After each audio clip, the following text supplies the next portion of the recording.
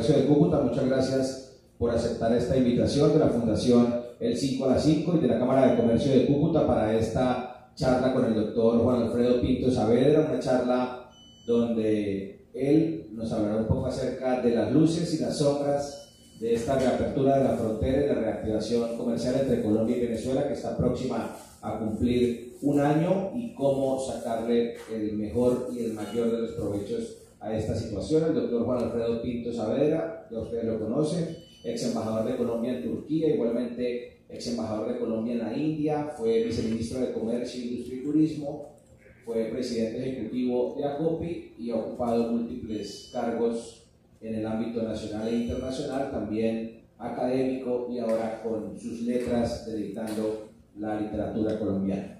Esta es una iniciativa que está liderada por la Fundación El 5 a las 5, por eso le quiero ceder inicialmente el uso de la palabra al doctor Patrocinio Ararat, quien dirige la Fundación, un líder regional muy reconocido por todos ustedes y quien ha hecho posible a través de su esfuerzo y su dedicación que este espacio sea una realidad para quienes nos acompañan acá y para quienes lo ven en las redes sociales. Doctor Patrocinio, bienvenido.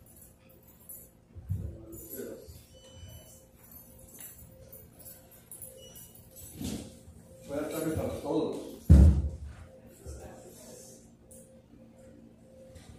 Quiero iniciar saludando a nuestro invitado, doctor Juan Alfredo Pinto Saavedra, a nuestro anfitrión, doctor Sergio Hernando Castillo Garbis, presidente ejecutivo de la Cámara de Comercio,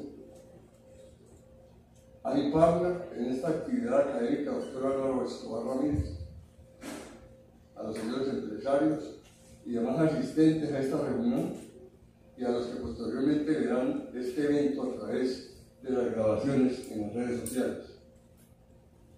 Un saludo muy especial a las empresas y personas que hacen posible que estemos cada semana con ustedes. Ellas son la Alcaldía de Cúcuta, el Club Rotario Cúcuta, la Corporación Pro Desarrollo Integral de Cúcuta, Cúcuta, la Biblioteca Pública Julio Pérez Ferrero, la Floristería Pistilos y el Hotel Casino Internacional. Nuestra actividad de hoy es la 30ª sesión del año 2023 y la 22ª presencial. Es también nuestra actividad 424 en la vida institucional de 17 años y medio del movimiento académico, cultural y social del 5 a 5. Antes de referirme a nuestra actividad de esta tarde, permítanme referirme también a dos asuntos puntuales.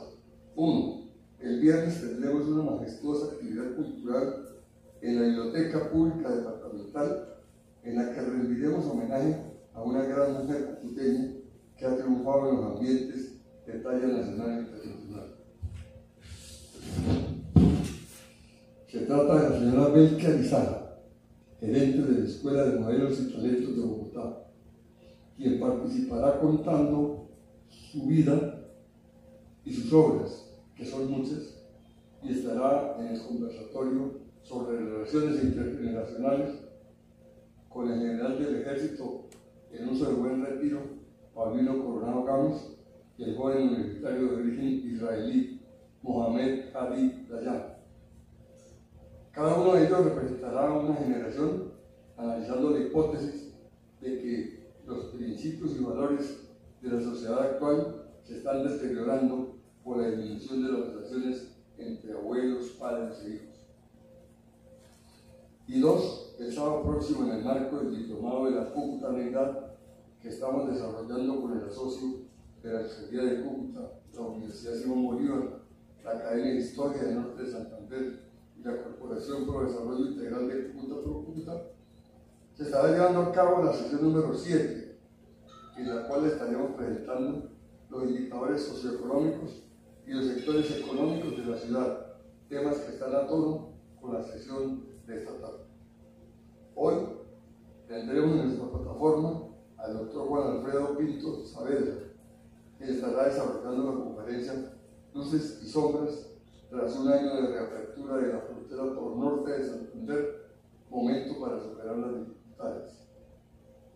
De este tema, he de decir inicialmente que en efecto el próximo martes 26 de septiembre se reabrió, de 2022, se reabrió el paso, que en efecto el 26 de septiembre de 2022 se reabrió el paso entre los dos países después de permanecer cerrados durante 7 años. En ese tiempo, la situación fronteriza se vio afectada por el deterioro de las relaciones bilaterales, la crisis económica y humanitaria de Venezuela, el cierre de los pasos formales e informales y el incremento del contrabando, la violencia y la inseguridad. Después de un año de la reapertura, se hace necesario buscar alternativas que permitan reactivar el intercambio comercial, facilitar la movilidad humana, fortalecer la cooperación institucional y fomentar el desarrollo integral de las zonas fronterizas. Y de nuestro importante invitado de esta tarde, debo anotar que el doctor Juan Alfredo Pinto Saavedra es un intelectual, economista de la Universidad Jorge Tadeo Lozano, escritor de literatura multicultural, novela, cuentos, relatos, crónicas. También es escritor en los géneros de ensayo, economía política, teoría del desarrollo y desarrollo alternativo. Su última obra está en la retina y la mente de todos los colombianos y se denomina El laberinto de la dificultad. Atrás está a la venta ese libro. El doctor Juan Alfredo es periodista de radio, columnista y articulista de periódicos y revistas de Colombia y Latinoamérica. Es profesor, directivo y conferencista en universidades de Colombia, América Latina, Europa y Asia. Es negociador de acuerdos internacionales, consultor internacional y de organismos multilaterales. Fue embajador de Colombia en Turquía con acreditación en Georgia, Irán, Pakistán, y embajador de Colombia en la India con acreditación en Bangladesh, Bután, Indonesia, Nepal y Sri Lanka. Fue viceministro de Industria, Comercio y Turismo, ministro encargado y viceministro de Desarrollo Económico de la República. En forma clandestina. Ustedes, seguramente algunos tienen la suerte aquí de conocerla, porque Diego está en Capadocia, también no sé. Yo realmente he pasado algunas de las mejores horas de mi vida allí, pero también he admirado profundamente aquello. Hay 5 ciudades subterráneas en Capadocia, la más grande de las cuales que no resistí con un tema que no conocía, que tenía, sufre un poco de claustrofobia, pero tiene 14 pisos hacia abajo. Y se respira y se funciona muy bien, tiene sistemas de aireación. Y había diseño de todas las actividades propias de la vida allí. Entonces, cuando uno conoce a alguien que tenga como apellido Ararat, y uno haya sido lector bíblico y encuentre que en ese lago, en ese espacio de Ararat, encalló, según se dice, en lo alto de esa montaña, en una especie de cráter expandido. La Ararat es el monte más alto de Turquía, que allá en el noreste, ¿no? Y ahí encalló el arca de Noé. Y vendría en la hipótesis metafísica de la Biblia como el desfile descendente de todas las especies de animales de la tierra. Pues es una cosa fantástica. Cuando alguien en Cúcuta le dice, no, yo me llamo Ararat, empieza a hablar de la saga de la vida y de la llegada migratoria de esos, ahora que la vicepresidente de la República puso de moda una expresión de género un tanto cacofónica que la lleva a hablar de los ancestros y las ancestras. Yo no conocía mi modesto español, pero ahora que está de moda hablar de eso, pues cuando alguien recupera a sus ancestros y es un amigo de uno, eso es muy valioso. Quiero agradecer esta invitación de manera particular y que haya sido posible llegar, porque hace 20 y tantos días, cuando lo intentamos y lo acordamos, sucedió otra cosa que me confundió muchísimo. Si no estoy mal, era el 9 o el 11 de agosto. y celebraba el Ejército de Liberación Nacional 60 años de su fundación en los episodios de los primeros asaltos guerrilleros de Simacota. Y al mismo tiempo estamos completando 9 días de la suscripción del cese al fuego y 2 días de haberse iniciado la veeduría internacional. Y apenas en ese segundo día decide durante un comando local del ELN que va a celebrar el aniversario fundacional cargando 1 o 2 cilindros, petas de gas de explosivos y colocándolos en los extremos de la pista y del terminal aéreo, que también honra la memoria de Camilo Castro. Y todo eso me parecía muy absurdo, ¿no? Parecía fuera de toda proporción, porque ha sido un gran esfuerzo el cese al fuego y porque en esta región en particular, como en Arauca, el proceso de paz con el ELN se vuelve de una importancia enorme, porque puede significar el eliminar un detonante interno de un conflicto anacrónico, de una simulación, de una calamidad histórica que todavía sufrimos y sufre la nación. Los comandantes del ELN están todos octogenarios, tienen un anclaje mental en el pretérito. He hablado de esto varias veces con Oti Patiño y con Pepe Laforín, dos personas de ideas distantes. Un día tuve una conversación larga con Álvaro Gómez sobre Oti Patiño. Hoy me considero amigo de él y me la llevo bien, como dicen por ahí, con José Félix Laforín, lo cual o habla bien de la posibilidad que uno alcanza de materializar una cierta tolerancia en la esfera de las ideas, o quizás debo admitir que de parte de ellos muestra un amplio rango también en esa esfera del pensamiento. No he podido entender que ese día no hubiese llegado a dictar esta misma conferencia por esa circunstancia, y celebro mucho hacerlo hoy. Entonces arranco haciendo un humilde llamado no solo a respaldar ciudadanamente esto, sino también a ellos, para que redoblen esfuerzos, porque creo que ese proceso no puede fallar, en el sentido de que si falla, estamos quemando la última posibilidad histórica en un esfuerzo de paz con una organización cuyo lenguaje y método se ha tornado totalmente anacrónica y cuyos objetivos no tienen ninguna posibilidad de materializarse, a no ser que se dé en el marco de la negociación que tiene curso.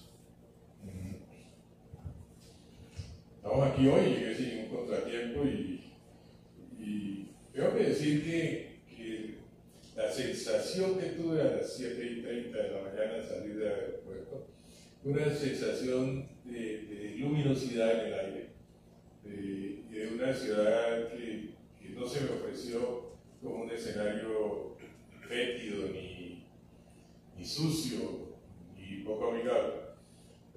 No voy a entrar a hablar de lo público y de lo partidista, no lo conozco de cerca, pero tengo que decir que no veo a la ciudad mal, que la veo con cierta animación, y que cuando uno está viviendo los procesos me parece que cierto despertar de la actividad económica después de un apagón largo es todavía muy lento, y lo es. Pero para mi espíritu resultó suficiente ver eso que un día Carlos Fuentes llamaba, hablando del DF en México, sentir que podía estar en una de las regiones más transparentes del aire. Eso sí tengo que decir que está con el mismo temple del calor infernal de todas las épocas, y quien lo dice nació en Girardot, y aún si me escalda tanto como lo hizo ahora de mediodía cuando estábamos en un delicioso almuerzo y yo estaba cabeceando, me hace pensar que Cúcuta en esa parte sí no ha cambiado mucho. Con estas palabras introductorias quiero referirme primero al tema económico y después al tema literario. Espero hablarles brevemente de qué se trata mi nuevo libro, el primero, número 31 de mi vida, y el primero que hago para el sello Planeta, la editorial 6 barra de la Biblioteca Breve, de esa, la primera organización editorial del habla castellana. Pues si esa es la sensación que tuve, y si tengo que confesar, digamos que en el proceso de integración de gobierno hicimos una suerte de muy sana emulación, digamos, en una aspiración legítima de dirigir los destinos del área de industria, comercio y turismo con Germán Umaña, quien es un colega economista y un amigo personal. Creo que logró con mérito esa posición, entre otras cosas por su capacidad, porque en el radar del nuevo presidente de Colombia estaba el tema de Venezuela, en el cual ha sido protagonista él como director ejecutivo de la Cámara de Integración. Y además también creo que pesaban unos compromisos sutiles que están en el trasfondo a veces de cosas de la vida, y en este caso se trataba de que yo en mis años de rebeldía fui un católico radical allá en mi adolescencia, y después fui un dirigente comprometido como dirigente estudiantil en la Universidad Nacional. En una de aquellas refriegas del movimiento estudiantil del 71 fui capturado con otros 57 estudiantes y fui defendido en la audiencia del inspector de policía por el padre del hoy ministro de Comercio de Colombia, el gran penalista y el gran magistrado del Tribunal de Justicia Penal Militar, Umaña Luna, y aunque apenas lo conocí en 2 oportunidades, pues sufrí más por Germán Umaña como amigo cuando ocurrió a manos de los extremos del conflicto y del paramilitarismo el asesinato de un abogado aguerrido, el hijo del profesor Umaña Luna, Eduardo Umaña Mendoza, quien cayó asesinado y era un laboralista comprometido con la defensa de los sindicatos y de las organizaciones laborales. Y para ser totalmente objetivo, también cargaba un poquito de yodo en la lengua, que lo llevaba a veces a proferir adjetivos más que proporcionales, hablando de la causa que defendió en la vida. Eso no autoriza a nadie a quitarle la vida, pero así ocurrió, y al hoy ministro de Comercio le tocó llegar apenas algunos minutos después y encontrarse con la escena fatal cerca de su propia casa en el barrio Nicolás de Federman de Bogotá. Por eso tengo que decir que respaldo totalmente, y yo creo que este auditorio también, porque este es un auditorio variopinto. Aquí no hay una multitud, debemos tener más seguidores en lo virtual, pero por lo que he saludado a unos amigos y esta mañana también di una rueda de prensa, aquí hay distintas corrientes de pensamiento, como tiene que ser, como cualquier hombre de letras aspira a que sea. Y pues uno se pregunta hoy, un año después, ¿por qué necesitamos 7 años para llegar a eso? ¿En qué momento creímos de forma primaria y sin un análisis político no de gran profundidad, pero con mínima elaboración, que llegara a pensar que no era a través de una movilización farandulera que se iba a conseguir el quiebre de la situación política en Venezuela? ¿Y por qué creamos un encono que llevara a semejantes cosas?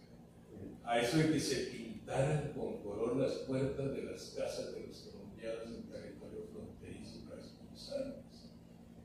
Cosas muy propias del fascismo, similares al señalamiento de las prendas de vestir y de las puertas de las casas de los judíos en el Holocausto.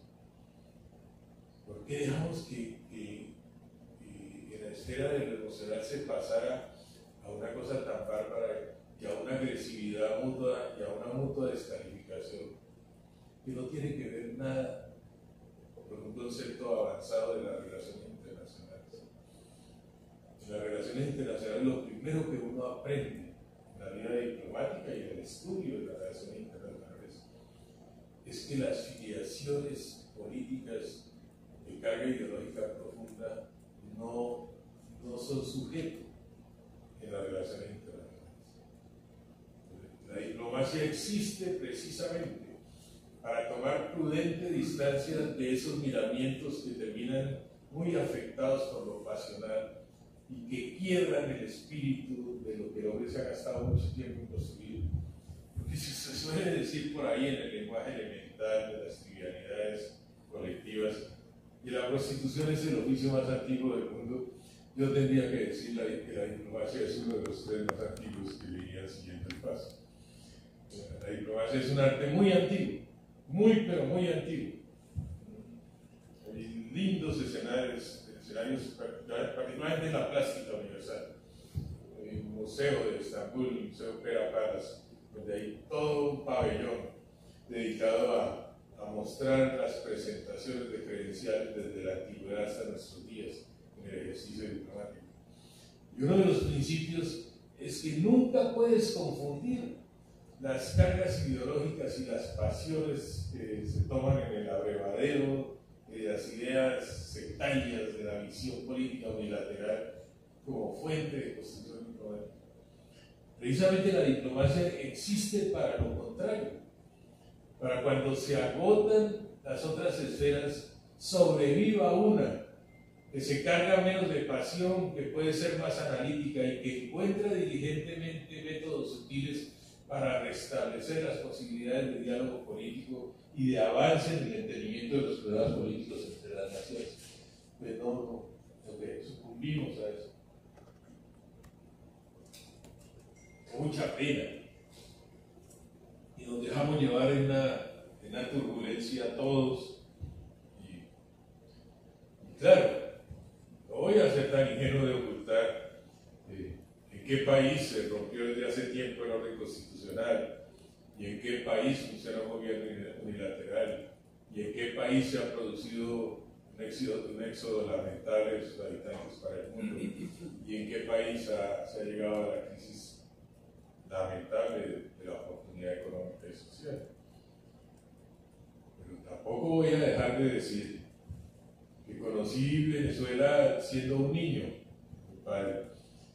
Cuando uno decía colombiano y la gente empezaba a meter las manos en los bolsillos para sentirse más seguro. Cuando ciertos barrios y ciertas zonas eran manejadas bajo el estigma de que ahí puede encontrarse uno de pronto con algún colombiano ciudadano. Y después lo conocí cuando empecé a visitar las primeras industrias en este país hermano que admiro, respeto y quiero, como es Venezuela, y a encontrarme con los torneros, los soldadores, los fresadores, la mano de obra calificada por el SENA en Colombia, que tanto hizo por las primeras series de producción manufacturera de nuestro hermano país. Una construcción que es absolutamente integral. Se usa mucho la figura, creo que le escuché Juan José, decía que somos hermanos y a veces es absolutamente cierto. Y cuando miro de las calamidades históricas en una conferencia que pronuncié con un método que llaman ahora SOFA, con mi esposa en Uniandino, la Asociación de Exalumnos de los Andes, hace apenas 72 horas, una de las preguntas rondaba el tema de la partición que acompaña a la propia independencia. Es una independencia dolorosísima, la de India, porque es una independencia sin los rigores de una guerra de independencia.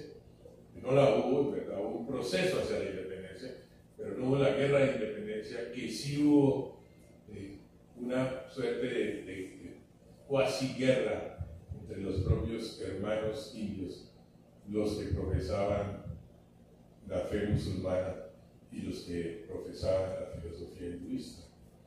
Pues alguien decía, es la calamidad histórica tan grande, la partición, tanto mi esposa como yo, que no tenemos miradas en esos ojos bastante indios, si se quiere, porque ella es más nerudiana y yo soy más gandiano.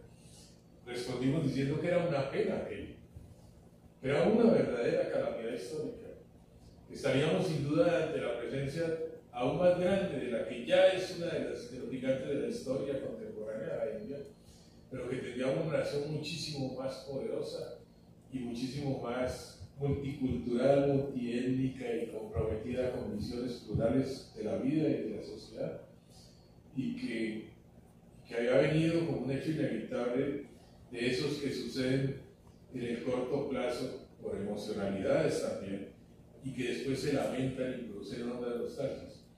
No sé por qué me dio por pronunciar la frase, le dije que sí, que India y Pakistán llegarían a sentir, y Bangladesh, que fue lo que se llamó Pakistán Oriental también. Pakistán era una nación dividida en dos zonas geográficas, la del Oriente, que es lo que más tarde se llamaría Bangladesh, y donde la independencia estuvo ligada además con el tema de la lengua, por haber escogido el urdu como lengua hegemónica de la República de Pakistán, y eso le costó mucho en términos de fraccionar su propia nación, y el Pakistán tradicional, que no tiene un nombre de país, sino que es un acrónimo, con los estados que lo integran, dando por el Punjab, por eso la fe de Pakistán.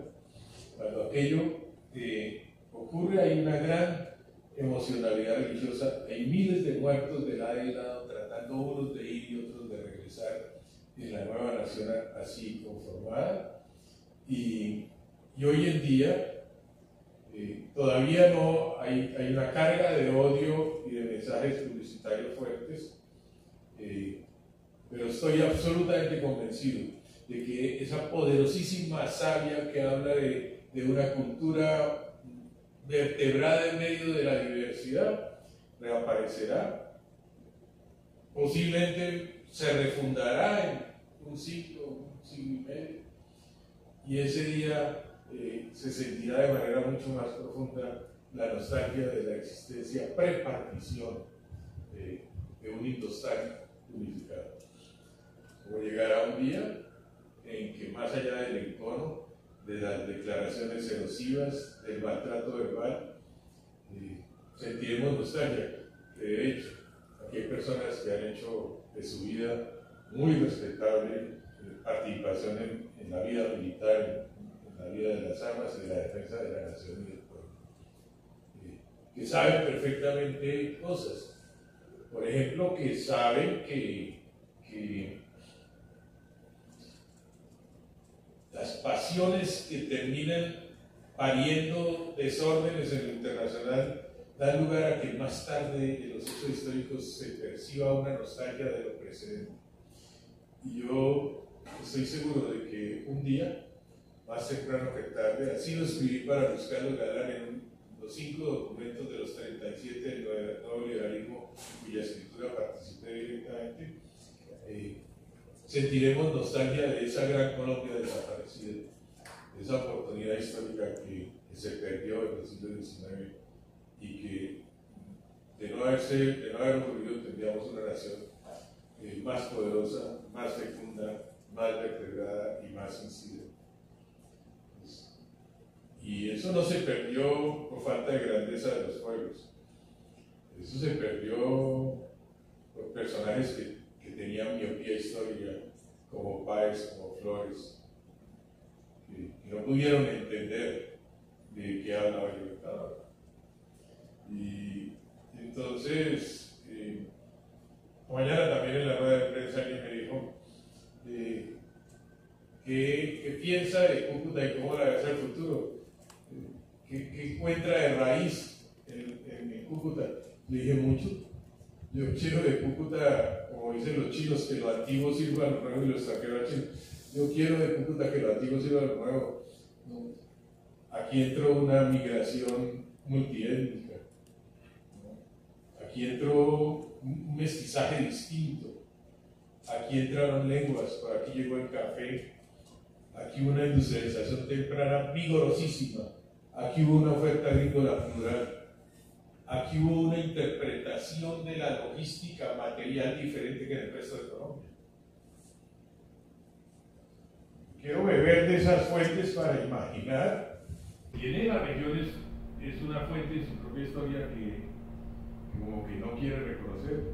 Tal vez por eso quiso la casualidad metafísica, que cuando presenté los 26 textos que me escribió Planeta para que los editores encabezados por el hoy ministro de la Cultura hicieran la selección, el primero de los cuentos de este libro tenga lugar en el norte de Santander y refiere a la historia de una pintora nacida en la Don Juana y hable de su arte peculiarísimo y de su obsesión con el color azul y la lleve muy adentro de sus años hasta uno de los países más excitantes de la geografía mundial, que es Uzbekistán, y lo ponga a recorrer las célebres ciudades de la ruta de la seda que fueron Samarcanda y Bujará.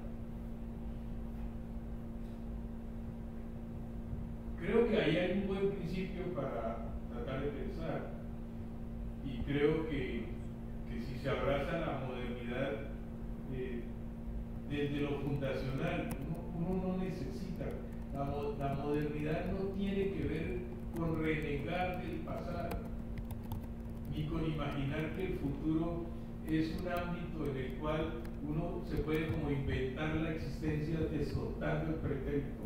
Eso no es histórico, eso no es científico, eso no es verdadero. Por eso cuando uno encuentra una persona de hoy bastante liviana en su conocimiento y bastante densa en su volumen de información, uno se frustra. Entonces son como pasajeros last minute, gente que llega al viaje de la vida porque al final quedaban unos cupos libres. Y la existencia es algo más complejo, más precioso. Entonces, primero, tenemos que celebrar lo que ocurrió hace un año. Tenemos que celebrarlo. No fue la horrible noche, pero pasamos 7 años pendejeando, con voces destempladas, con agresiones intercambiables, y entre la ciudad y la región se nos venían para atrás, la actividad económica disminuía, nos convertimos en una zona de tránsito de todo el marginamiento que ocurrió en el país vecino, donde se llegó a ver, y lamentablemente creo que aún se llega. Perdí a mi hermano filósofo ahí en Arapure, tengo un fondo ahí enredado, ¿no? Y llegué a ver escenas dolorosísimas. Vi a campesinos apedreando un becerro para matarlo a piedras, como en los tiempos de las cavernas y de los trogloditas. Llegar a escenas tan desproporcionadas desde el punto de vista humano como las conocimos, es muy triste.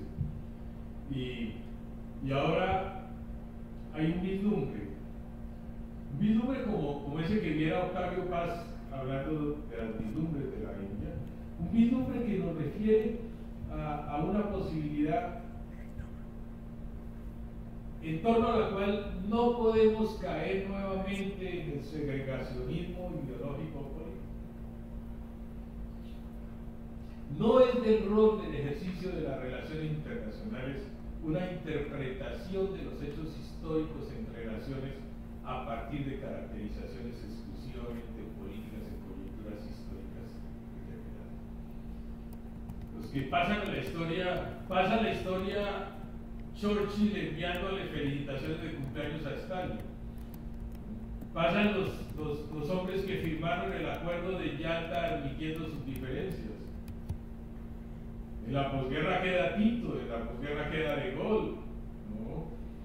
Pero en la posguerra no quedan los terroristas, ni los que abrazaron ideas foquistas, ni los falsos héroes del nazismo, no quedan ahí.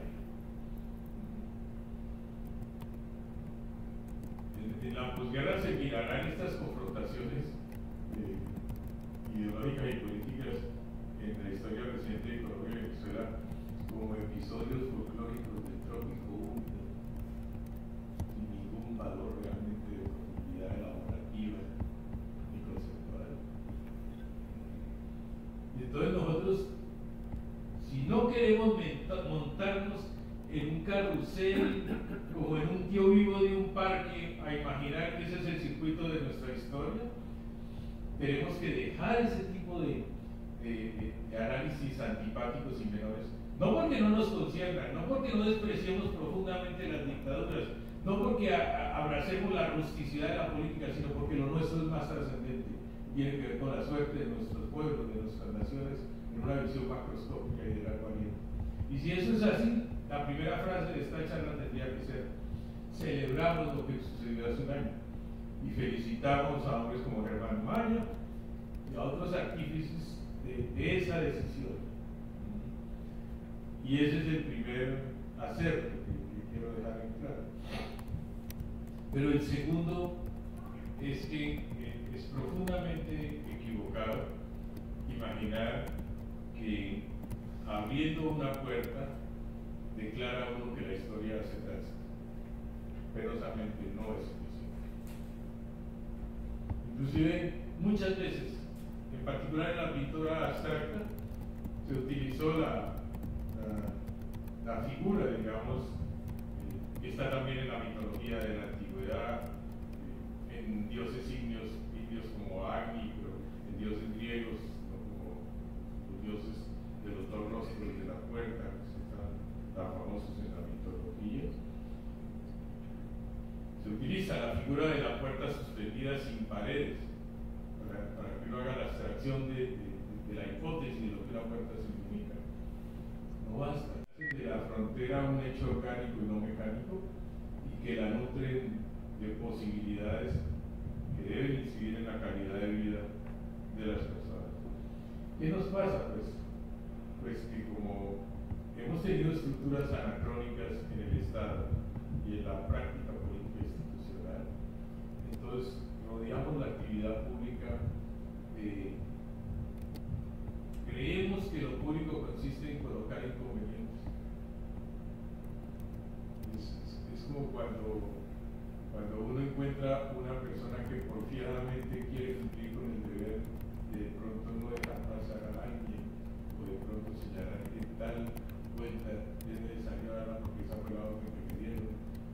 Cuando encuentra una actitudes necias en un funcionario público y trata de convencerlo hasta gritarse uno, que si a mí parece que ese es un peor error del mundo.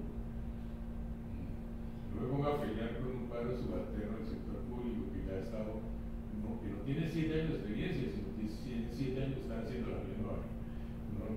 Y trato de irritarme por una cosa de esas. Estoy perdiendo tiempo y llegando a una condición que para los dos es humillante. Bajar de nuestra cabeza a un territorio llano, maldito, que no aporta nada ni para mí. Entonces, cuando creemos que la integración alrededor de las instituciones es fregar con F de joyería, obstruir, obstaculizar, cuando los estados de dos naciones fronterizas no practican el 11º mandamiento, que es no estorbar, entonces terminan agrediendo a la ciudadanía con independencia de su origen. Tenemos primero una institucionalidad que no se acuerda con la nueva misión. Y segundo, tenemos formas de lo público, de lo institucional privado, que están interferidas también por la presencia de fuerzas corruptas y con desarraigo ético pronunciado, que viven precisamente de la existencia de un déficit institucional en el proceso de reanimación de la apertura fronteriza. Pedí con la ayuda de Álvaro Escobar y de otros amigos empresarios que hiciéramos un ejercicio de simulación y tratamos de ver qué pasaba con un camión cargado de manzanas, como si iba por encima del puente o iba por las noches. Y absurdamente obtuvimos unos resultados muy insatisfactorios. Primero por la existencia de los dos niveles. Una canción de un cantante hispano-portugués que simula qué sucede en la vida pasional por encima del puente y por debajo de él. Sobre la recuerda, una balada muy bonita. Y viendo uno lo que pasa acá, es que uno no consigue entender que haya diferenciales de costo y que a pesar del deterioro mapa comunitario, entre 19% nos dio el ejercicio menos costoso y por la trocha que por arriba.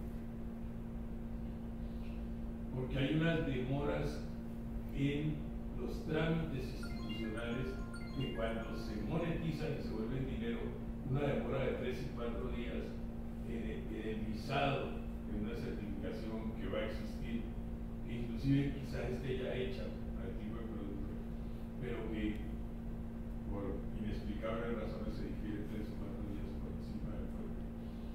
Entonces se producen demoras que se traducen en costos y que nos recuerdan la vieja paradoja de que toda la aduanilla burocrática es un peaje de la corrupción contra la sociedad. Los pueblos subdesarrollados se caracterizan porque muchas veces las aduanas, en lugar de ser las agencias del Estado y la sociedad para facilitar el comercio internacional, se vuelven las agencias de crimen contra el Estado y la sociedad para facilitar la corrupción.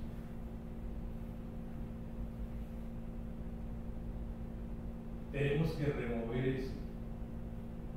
Y la remoción de eso no se hace sino con un civismo acentrado, con unas fuerzas sociales que no tienen que buscar la identidad en el plano político elemental, sino tienen que llenar el espacio de lo público con ideas, con inteligencia, con capacidad propositiva, para decir que eso no hace la integración, que ese obstruccionismo sistemático de baja estafa daña la integración, no permite que desatemos las fuerzas en la magnitud. Entonces le dicen a uno, sí, pero ahí también hay unos recursos fiscales, entonces ¿de qué va a vivir la institucionalidad? Si nosotros regresamos con prontitud siquiera al 30 o al 40% de lo que fueron los flujos económicos entre las dos naciones hasta antes de la crisis, nosotros en multiplicadores indirectos de recursos, de formación bruta de capital y de nivel general de la actividad y empleo, estaremos pagando con creces lo que hoy se puede recaudar a través de esos mecanismos diabólicos por arriba y por debajo. Y la sola existencia de esos niveles, de que se hable de eso, ¿no? Nos dice, independiente de cuál tiene más concreto lanzado y cuál está en mejores condiciones de terminado, de acabado y de lucimiento, lo que estaríamos en presencia es de dos hechos distráficos, vulgares, sobre la comunicación binacional que tienen que desaparecer. No es posible que en el mundo de hoy se hable todo el tiempo de la trocha y el camino, o si la trocha fuera la fábula perversa de un camino igualmente torcido. Tenemos que pedirle a los actores regionales que son ustedes, que me escuchan esta tarde, que jueguen un papel mucho más protagónico. Que la única esfera en la que vale la pena jugar papeles protagónicos en sociedades como las nuestras, que es la de las ideas. Cuando a mí me dicen, ¿y por qué se está más dedicado a la literatura? Pues, primero porque es lo que quiero, pero segundo porque a veces pienso que puedo ser más útil. Si hago esfuerzos por movilizar ideas, quizás haga una contribución distinta de estar sentado otra vez en algún otro escritorio de lo público, una práctica ahí medio hemorroidal y los invito a todos a que digan cosas, a que se manifiesten sobre estas cosas, a que creen corrientes sobre estas cosas, a que imploren a veces, y a veces se manifiesten también. Estos días vienen unas comisiones, unos encuentros binacionales, muy pronto, ¿no?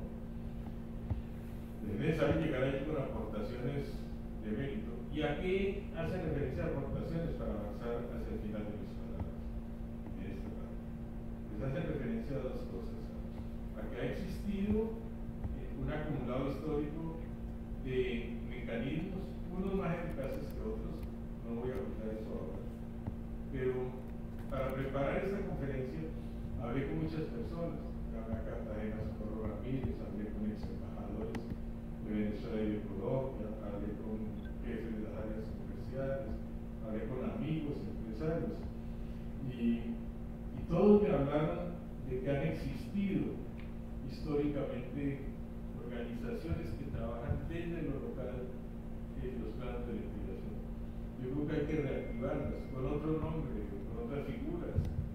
No tienen por qué estar medidas por decretos, deseablemente sí para que tengan una campaña institucional. Y yo no veo una mala actitud del gobierno hacia estas cosas.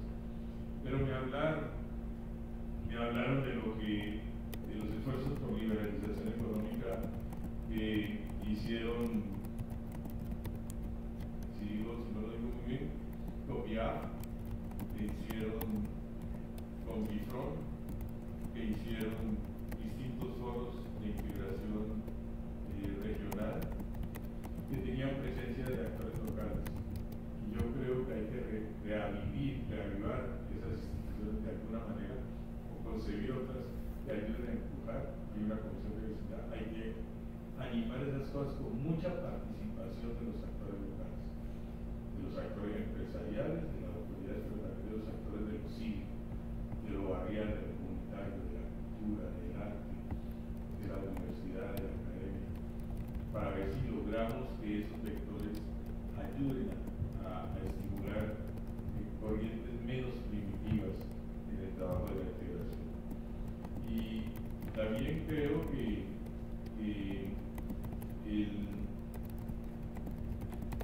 digamos en la esfera de ese apoyo, la visión económica, deberíamos, quiero creyera, en dos gobiernos con distintos grados, con distintos acentos de izquierda y que miran lo público como una esfera de mayor validez que ejercicio, digamos, hegemónico de lo privado y del ámbito neoliberal. Si eso es verdad, qué curioso, pero digamos que pedirle a esos dos gobiernos, uno de corte más autocrático, el otro mejor fundado, pero con manifestaciones caudillistas, que tengamos que pedirle a esos dos gobiernos que apliquen terapéutica neoliberal, en el sentido de que la frontera no necesita más restricciones, sino necesita más liberalización, más libre tránsito, menos obstruccionismo, validar lo que es un certificado de registro sanitario en una de las dos dimensiones de la autoridad, validarlo de una vez con vigencia de clase para los dos países. Que ensayemos a formar grupos de trabajo conjunto en todas esas estructuras y que seamos realmente severos en la vigencia de las autoridades, que no dependen de si nos gustan o no, que expresan la legitimidad. Y esa es una tarea urgente de realizar. Por último, pues tendríamos que decir también que la marcha depende, la velocidad de la marcha, que cosechemos más facts and figures, más cifras, más realidades, ahora con la apertura fronteriza, hoy que vemos luces y sombras tras un año de ese ejercicio, pues tenemos que decir que depende de todos y cada uno de nosotros. Los dos países hemos llegado a unas ciudadanías frágiles porque nos aburrió tanto el dominio de lo político. Lo encontramos tan mediocre, tan elemental, que lo que hicimos cada uno de nuestro turno fue medio enconcharnos. Entonces me recuerda la anécdota tailandesa de aquel hombre mayor, viejo, que va por un camino mostrando gran decrepitud con un callado apoyándose y que recorre ese camino, se detiene y hay un joven sentado a la vera del camino sobre una piedra y ese hombre le pregunta, este viejo le pregunta a ese joven, señor, ¿cuánto tiempo me falta para llegar a tal vereda? Y el joven no le contesta nada. Entonces el viejo le increpa, le estoy hablando, muchacho, ¿cuánto tiempo me falta para llegar a tal sitio? Y el joven no le contesta nada. El viejo continúa su camino y había avanzado tal vez unos 50 metros, cuando el joven se paró de la piedra, partió y lo alcanzó. Y le dijo, le faltan 3 horas para llegar a ese lugar. Los tailandeses que acuñaron esta historia dicen que el joven necesitaba ver a qué velocidad caminaba el viejo para decirle cuánto tiempo le faltaba. Dejemos de plantear las cosas al contrario. Planteémonos a título individual, personal, familiar, institucional, académico. ¿qué puedo hacer para que esto cobre más velocidad? ¿Qué puedo hacer para que esto se anime y adquiera mayor materialidad? Y quitémonos una cantidad de prejuicios y no busquemos la forma a veces de las peleas conyugales. Dice Montaigne que cuando no tenemos a quien echarle la culpa en alguna pequeña refriega conyugal, es inevitable culpar al compañero en un sentido bueno. Dejemos de echarle la culpa a favor, ahí de buscar el lavado río arriba. No, pensemos en nosotros y en cómo podemos ayudar.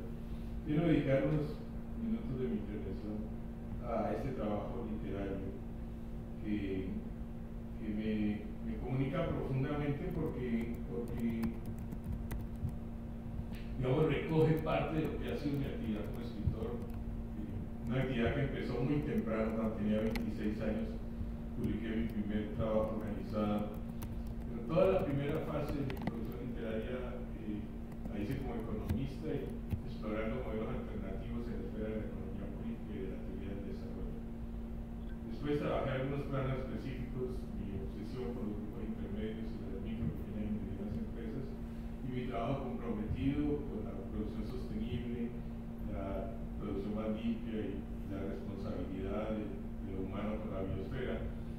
Pero ya en los últimos, desde más o menos 2007 hacia acá, mi actividad fue mucho más literaria, sin abandonar el ensayo, la política, pero estuve mucho más volcado en la literatura. Y este libro recoge 15 relatos de distintos momentos de mi vida. Y en la vida mía, por una cosa que todavía no tengo muy claro cómo explicarla, por lo menos en la esfera de lo educativo, de lo antropológico, siempre estuvo presente el fenómeno del viaje. Siempre repudié el viaje turístico. Siempre lo encontré menor, estereotipado, acartonado. Siempre quise viajar a pie con mis propios medios, tocando a la gente y aprendiendo a cocinar.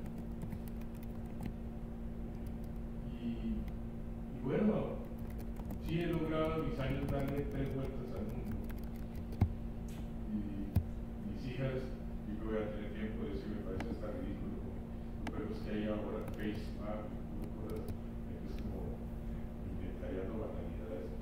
Pero un día, hace ya algunos años, mis hijas se pusieron a revisar los pasaportes y luego vinieron a decirme, ha recorrido 146 países. Y junto a lo de los últimos años, pues debo estar arreglando 260 dólares. Fueron 3 vueltas al mundo en distintas condiciones socioeconómicas. La primera y la mejor estaba literalmente vacía.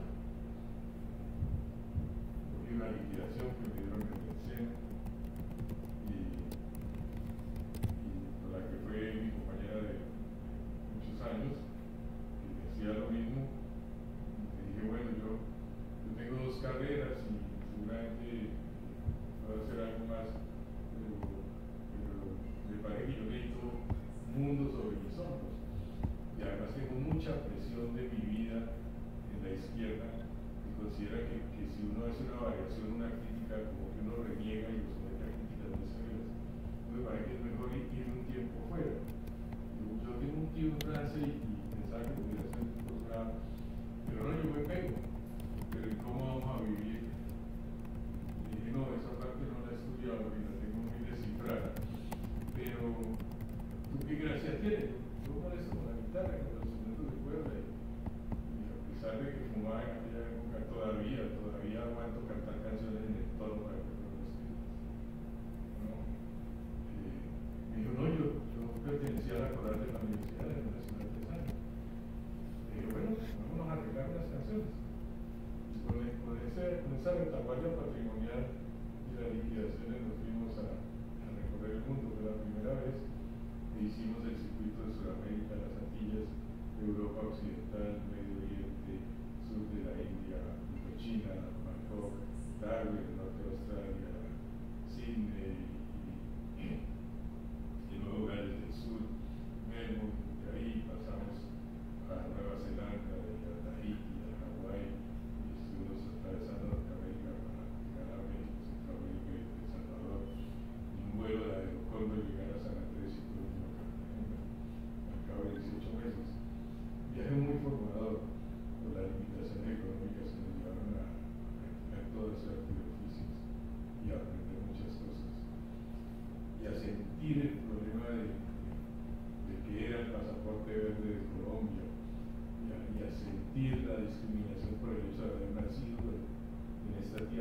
maravillosa. Recuerdo mucho la obtención de la visa para Francia. Yo más de 20 días yendo al consulado de Australia, explicándole a un cónsul que yo todo lo que quería hacer con mi compañera era hacer lo que hacen todos los jóvenes de los países desarrollados del mundo, rodar el mundo. Yo tenía ese derecho. Y él decía que yo me iba a quedar. Y yo le repetía a mi argumento: no está en mi esquema ni en mi asesoría. Soy de una familia de clase media de educadores. No tengo como presupuesto de mi vida irme a limpiar waters en Australia. No quiero ser exprimidor de jugo de naranja. No. Quizás me gusta el rigor del sufrimiento, pero no de esa manera. El sufrimiento para mí tiene un gran mérito filosófico. Por eso el libro se llama El laberinto de la dificultad. Yo no condeno el sufrimiento en abstracto. Me parece que hay un par dialéctico entre el sufrimiento y la satisfacción. Pero eso le decía yo a él. Y él se ablandaba, pero no. El último día, cuando yo llegué y pregunté por él, salió con los pasaportes. Y me dijo: si veo que se pasa más de un día de los 120 días que le estoy asignando, yo pido vacaciones y voy a buscarlo por el Centro de Inteligencia personalmente. Le dije: no lo va a requerir, pero va a recibir un mensaje mío. Así fue. Y después necesitaba salir de Australia y continuar el viaje por el Pacífico Sur y llegar a Estados Unidos. Y yo no tenía visa americana. Y presenté una cosa muy diligente, y hice un escrito, y hablé incluso de que yo conocía la historia norteamericana y que no podía entonces imaginarme llegando a un país como a hacer travesuras y irme a vivir en Queens, mendigando opciones laborales en un part-time, en un full-time, con compatriotas de la marginalidad migratoria. Y a pesar de que me escucharon, me negaron una cosa. Entonces fui y compré un pliego de cartulina, hice una huelga de hambre frente al consulado. Fue felizmente porque yo he tenido cierta propensión a la obesidad casi que adolescente. Fue felizmente una huelga de hambre muy breve, ¿no? Empezó como a las 7 de la mañana. Tenía dos amigos que eran de una banda de rock, y yo les pegaba los afiches y me daban una plática por la noche. Yo era bueno pegando afiches por mi trayectoria en Venezuela. Y pues empezaron a ver la cosa. Entonces vieron cosas y me dijeron: ¿qué es esa ridiculez que está haciendo? Y dije: no, es una huelga de hambre. Yo creo que yo merezco la visa. Dice: usted, un inmigrante colombiano, una mujer con una guitarra, ¿usted cree que usted representa algo para conmover al gobierno de los Estados Unidos? Y yo no pretendo conmover a nadie, yo lo que quiero es una visa, porque yo estoy haciendo lo que hacen los jóvenes americanos que me encuentran en todo el mundo. ¿Por qué no podría ser? Después, 10, 11, 12 del día, y bajaron con un poco de mecato las secretarias del consulado americano. Me llamó mucho la atención que una de ellas lloraba y todo. No podía imaginar. Bueno, miremos el contexto histórico, ¿no? Estamos hablando, en los 78 hay muchas sombras sobre el mundo. Ha ocurrido Vietnam, yo creo que había mucho de eso ahí. Pero en todo caso, me traían, y yo les decía: es que no puedo comer, no me ofenda más, estoy en huelga de hambre. Pero déjeme, yo me lo regalo algún transeúnte, algún pan, alguna cosa. Vino nuevamente el cónsul y me dijo: ¿cuánta plata tiene o qué es lo que quiere hacer? Entonces dije: no, tengo una ruta planteada para hacer este recorrido, para hacer y quiero pasar por los Estados Unidos. Quiero mirarlo, pero no me quiero quedar. Y tengo llegadas y puedo hacer amigos o gente que está dispuesta a llegar, como he hecho todo mi viaje por el mundo y tal. Dijo: a mí no me importa que tenga amigos, que lo dudo.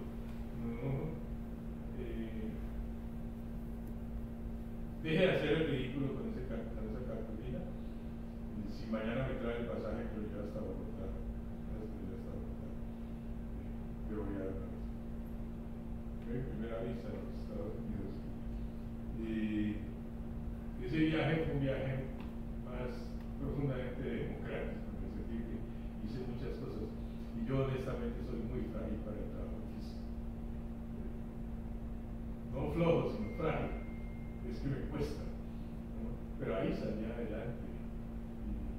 hice tantas cosas, recogí uvas en la alquimia francesa, calafatía bancos en Grecia, vendí artesanías cantando en San Germán del Rey. Pero hice todo lo que uno puede hacer para sobrevivir y aprendí muchas cosas de la vida, entre ellas a cocinar, que es una de mis actividades importantes. El segundo ya era dirigente de ACOP, entonces organicé misiones empresariales a los 5 continentes. Las primeras que hice un dirigente colombiano de empresario de carne y hueso a la África, de Oceanía, al norte de Europa, a Éxodo, soviético, etc. Y así completé un segundo periplo, en unas condiciones, digamos, de clase media acomodada, ya medio más de vuelo y menos situaciones desesperadas. Y el tercer viaje, pues, tengo que agradecerle al Estado colombiano y a la sociedad y a las posibilidades que supe generar desde la academia, para mí, para mi esposa, mi nueva esposa, con la que hoy es viceministra y ayer celebramos 18 años de vida conyugal, y entonces ya bebí de las mieles de lo que un día yo llamo el discreto encanto, ¿no?, de la burguesía, en el sentido de que siendo embajador de Colombia en 11 naciones del mundo, pues tuve acceso a unos privilegios que me dejaron hacer en otras condiciones socioeconómicas y sobre todo de relacionamiento mi tercer periplo.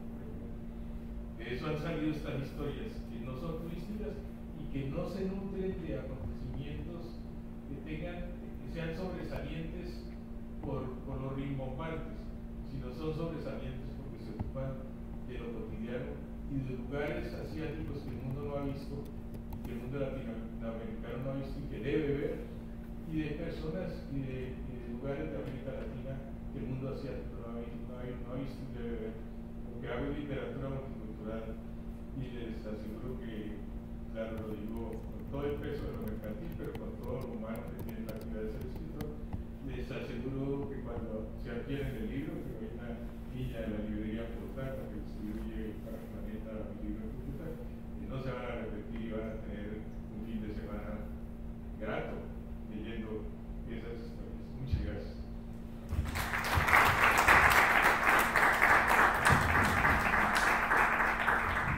Hay tiempo, por supuesto, para algunos comentarios o preguntas si lo desean.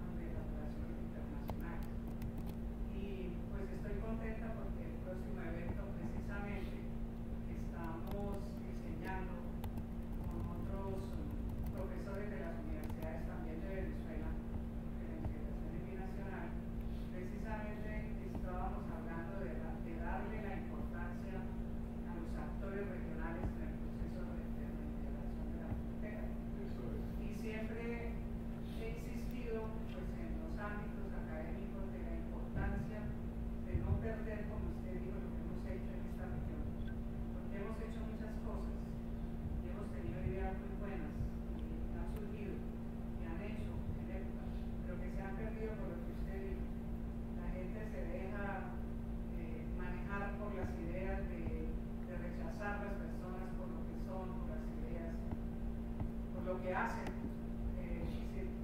sin dejar de poner lo importante que es por encima de esos personajes, con sus ideologías, con sus maneras de ser, el proceso de desarrollo de la cultura. Es muy difícil sobrepasar esas barreras humanas. Imagínense uno 3 años de la vida actuando como embajador en un país como Turquía, con un gobernante como Recep Tayyip Erdogan, ¿sí? De una tendencia de un centro autocrático muy fuerte y de una, como suele pasar con el fenómeno del poder, el poder abraza a los individuos de una manera muy desconsiderada. El poder respecto de los hombres de Estado y los que han pretendido acceder al poder, el poder actúa como una boa constrictor. Es una cosa que liquida a los hombres del propio poder. Erdogan es una persona de aquellas que se quiere muchísimo a sí mismo y es un animal político. Y yo sin embargo logré hacer cosas con ese gobierno y con ese país desde el primer día. La última vez que lo vi me dijo, usted es una de las pocas personas que terminé sintiendo como amigo sin estar prácticamente nada de acuerdo. Estoy muy feliz de que hoy tengamos vuelo directo a Colombia, de que tengamos un programa de cooperación de pesca, de que estemos entregando variedades mejoradas de algodón. Y todavía no puedo explicar claramente por qué me dejé convencer. Y yo le dije, a mí me sucede otro tanto. A mí su frase de que the world is more than 5, con referencia a las Naciones Unidas, de que el mundo es más que 5, y ciertas ambiciones de su credo y cierta actitud compasiva, lo cual es muy raizal del Islam, consiguieron, digamos, ablandarme cosas. Yo vengo a despedirme diciendo que declaremos que somos amigos, así lo entendamos aquí, ¿no? Y es parte del ejercicio que hay que hacer. La diferencia entre la academia, por ejemplo, la diplomacia, la política, pero con P mayúscula, el arte, es que consigue trascender eso que termina por ser minuciosidades. A ver, con Socorro Largo, tuve una conversación como de 40 minutos antes de esta visita, me dio unos tips para esto. Yo quiero añadir otros. Hay cosas que no entiendo, que esta mañana las planteé un poco con los periodistas, que son parte de esa suerte de miopía que produce lo fronterizo. Fronterizo es una línea imaginaria. Entonces, digamos, yo podría decir que hay 2 tipos de provincialismo. Es el provincialismo que un día Mao Zedong escribió escritos militares cuando habló desde las montañas Shinkan, de lo que llamo el localismo de montaña. Más tarde el lenguaje moderno, el presidente estadounidense diría que Colombia era el Tíbet latinoamericano, cosas así. Ahí es el localismo. Pero hay otro localismo que es curioso. Si lo fronterizo es una abstracción, ¿por qué pensamos que somos más internacionales por el hecho de estar cerca de una línea de frontera si nuestra dimensión mental como que no concurre a lo ancho de la geografía económica y humana universal? Esta mañana yo preguntaba, estamos a muy pocos kilómetros del Caribe anglófono. Es un mercado extraordinario, son cerca de 30 millones de seres humanos, demandan con capacidad de compra muchos bienes. Está la agricultura de perecederos, están las opciones de cultivos de tardío rendimiento, están oportunidades de un bilingüismo que es privilegiado, que es desacentuado y es un inglés muy eficaz. Y está muy cerca, apenas arribita de la península de Paria, está Trinidad y Tobago. Y está la refinería en Puerto España. Muy cerca también está Guyana y Surinam. Mi abuelo hermano ahí se quiere irse a descansar trabajando como lo hace toda su vida. Y dijo, ¿por qué no se va a ir siquiera unos meses con la oficina comercial de Trinidad y Tobago? Y le dije, déjeme miro, porque ya es bastante, me tiene un poco enajenado la vida familiar el tema de la manera como usted sobredelega a la viceministra. Y si a eso le añado pues una ausencia, ya esto se vuelve bastante artificial, ¿no?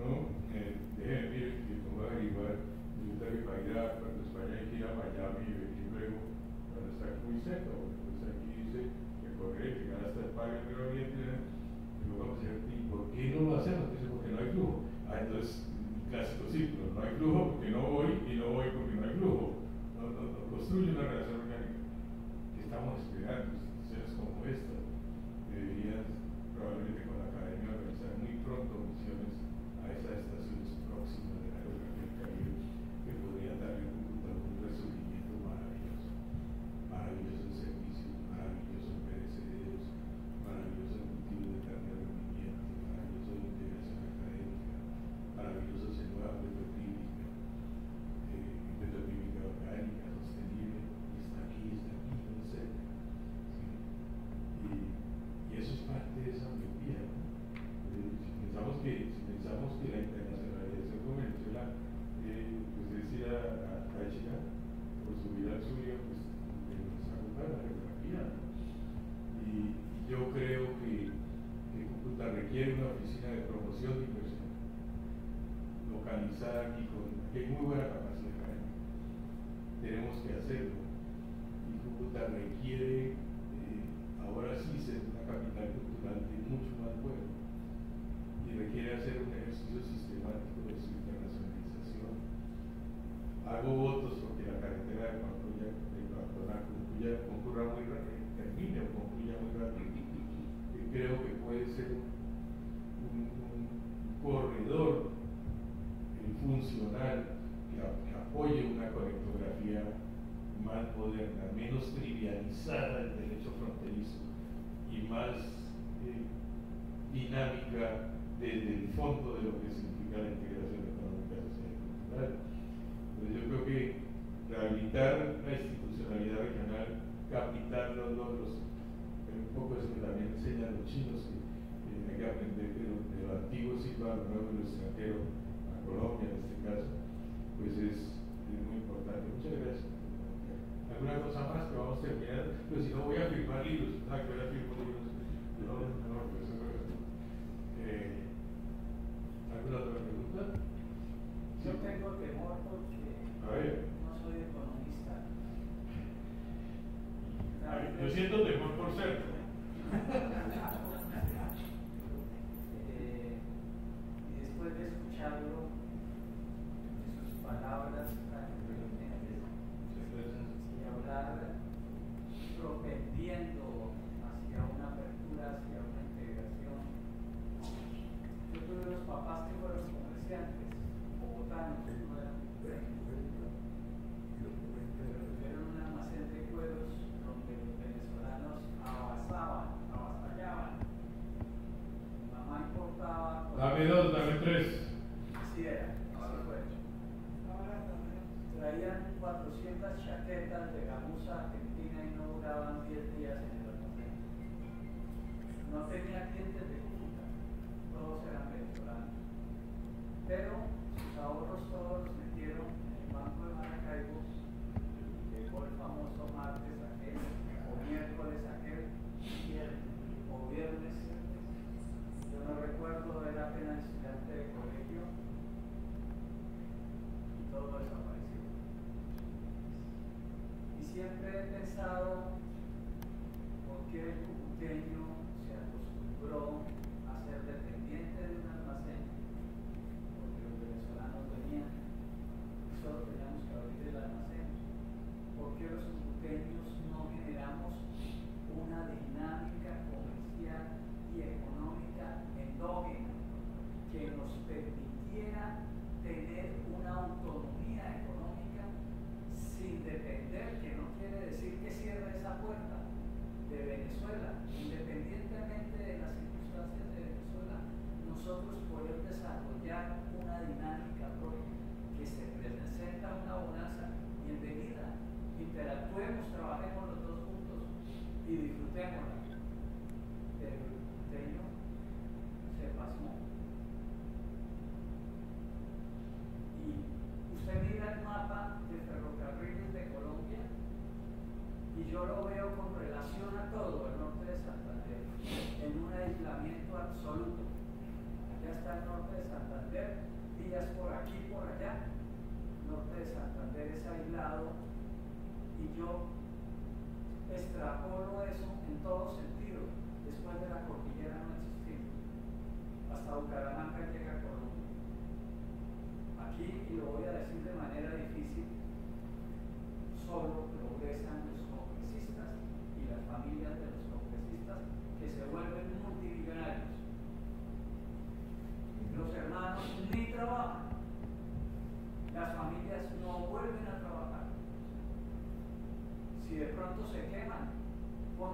oficina y atienden a todo el mundo esperando ser reelectos el próximo cuatrenio.